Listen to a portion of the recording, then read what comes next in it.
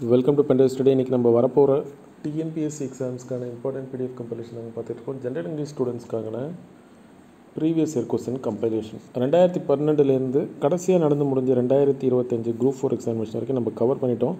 As per new syllabus இதை நம்ம வந்து டாபிக் வைஸும் பிரிச்சிருக்கோம். இருக்கு பாருங்க, கிராமரில் மொத்தம் ஒரு டாபிக்ஸ் இருக்குது இல்லையா, பேஜ் நம்பர்ஸோட. vocabulary,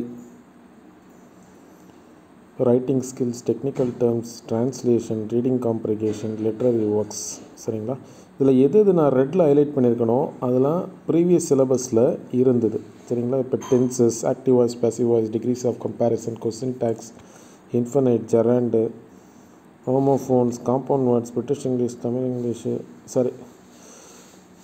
அது இல்லாமல் இந்த லிட்ரரி ஒர்க்ஸில் இந்த 17 ஆரஞ்சஸ், டையிங் டிடெக்டிவ், லாஸ்ட் லெசன்னு, நோஸ் ஜெல்லு இதெல்லாமே வந்து இருந்துச்சு. இந்த டெம்பெஸ்ட்டு, அப்புறம் இது போயம்ஸில். சரிங்களா? அதை நீங்கள் பாருங்கள்.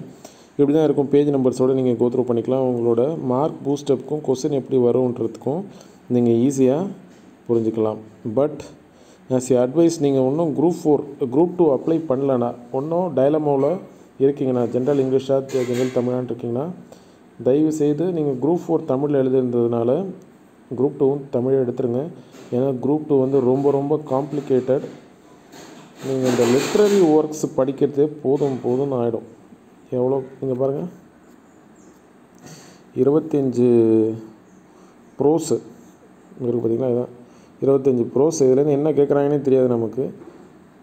அப்புறம் இந்த 30 போயம், இதுலேருந்து சினானிம், ஆன்டனிம், இது எல்லாமே இந்த ஏரியா, இந்த unit 3, unit 4, unit 5 and unit 6 என்ன வரப்போகுதுன்னே நமக்கு கிளாரிட்டி இல்லை. அவங்க ப்ரீவியஸ் இயர் கொஸ்டினை வச்சு இப்போ குரூப் 4 வச்சு முடிவு பண்ணாதீங்க. அவங்க டிகிரி ஸ்டாண்டர்டுங்கிறதுனால எங்கே வேணாலும் அவங்க போகலாம்.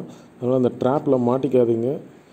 பொது தமிழ்லே இருங்க. ஏன்னா பொது தமிழ் ஆல்மோஸ்ட் நீங்கள் வந்து இன்னும் கொஞ்சம் ப்ரஷ்அப் பண்ணிங்கன்னா, இன்னும் கொஞ்சம் ஸ்ட்ராங் பண்ணிங்கன்னா கண்டிப்பாக ஒரு 85+ எடுத்துடலாம் வரக்கூடிய குரூப் 2 and 2Aல. அதையே நீங்கள் பண்ணிக்கோங்க. சரிங்களா? நான் டிஸ்கரேஜ் பண்ணுறேன்னு நினைக்காதீங்க. நீங்களே கோத்ரூ பண்ணிவிட்டு முடிவு பண்ணுங்கள். இதை தவிர்த்து நம்மக்கிட்ட mental ability previous year question topic wise, general studies topic wise, current affairs topic wise எல்லாமே நம்ம டாபிக் வைஸ் பிரிச்சிட்டோம். சரிங்களா? இதுனா இதுன்னு சொல்லிட்டு தென் ஜென்ரல் ஸ்டடீஸ் பார்த்திங்கன்னா டாபிக் வைஸோட ஸ்ப்ளிட் அப். கோத்ரூ பண்ணுங்கள். யார் இன்ட்ரெஸ்டடோ எனக்கு இந்த நம்பருக்கு வாட்ஸ்அப் பண்ணுங்கள்.